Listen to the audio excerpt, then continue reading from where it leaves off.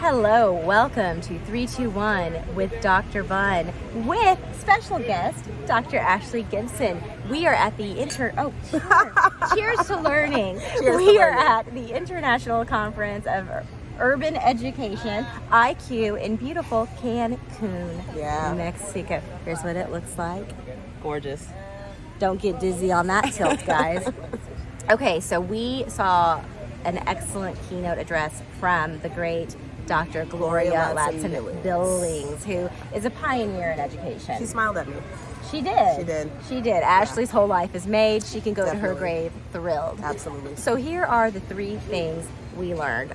One for me was that during the pandemic, when you look at school-age Black children ages 3 to 18, 11% of them were doing their learning only on a smartphone. So that just really shows the under-resourcing in schools of color.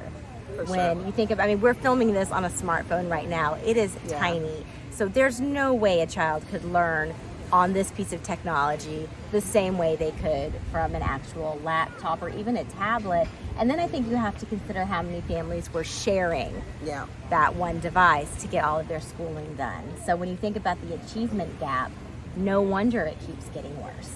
Right. What's something you learned?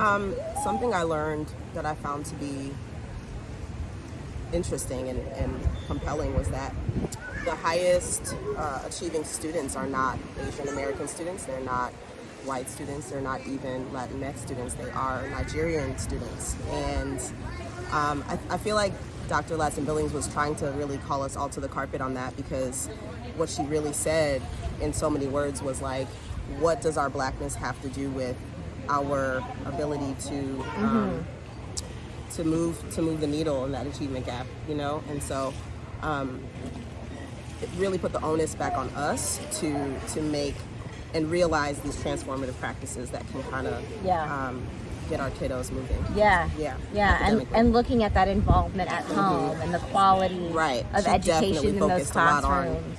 Parental involvement. So that was the biggest takeaway for me. That was huge. I thought that was great, and it was encouraging as well. You know, it's not about necessarily our Blackness. It's about the systems that we put in place to get in each other's way. Well, and I think to that same point, another contributor to the achievement gap was another thing I learned.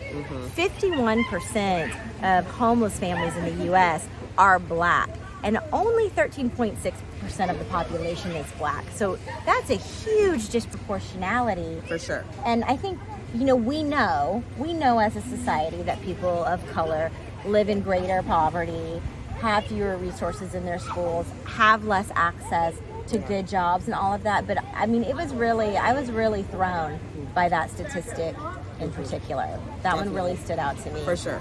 We were both like, whoa. Did you put that slide up? Oh yeah. It was a big moment. And so a takeaway, this is a research conference, and like we're talking about all these facts now, and as research, we're even still like, oh, when you say it like that.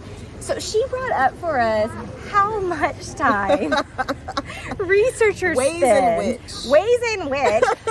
How much time we spend trying to sound smart. Yes. At the expense of accessibility. Right. She calls it a language barrier. What was it? She did. I have it here. Let's see. A translation problem. Translation problems, right. And it's so true. I look back at like how I try to make things sound fancy in my research. I told Ashley the other day, like one of my keywords from a recent piece was heterosis normativity. And like, what? It's an accurate term, but it does a lot for very little. What does it mean, to an average? If you're not in this research field, like I'm not going to read that. One of my favorite jargony terms is lived experiences. I've moved away from that language. Just experiences. Lives. Right. Living. Like obviously you lived it. Right. It's a if you experienced it. Period. So I think something about that that I hadn't shared with you earlier was that it really did help me rethink how I read my doctoral students' writing. So as an adjunct, I think about, okay, I'm reading dissertations, I'm reading academic writing all the time, and how do I maintain the status quo? How do I feed into the hegemonic, whatever? There's more jargon. Hegemonic. That is my favorite. But, how do I kind of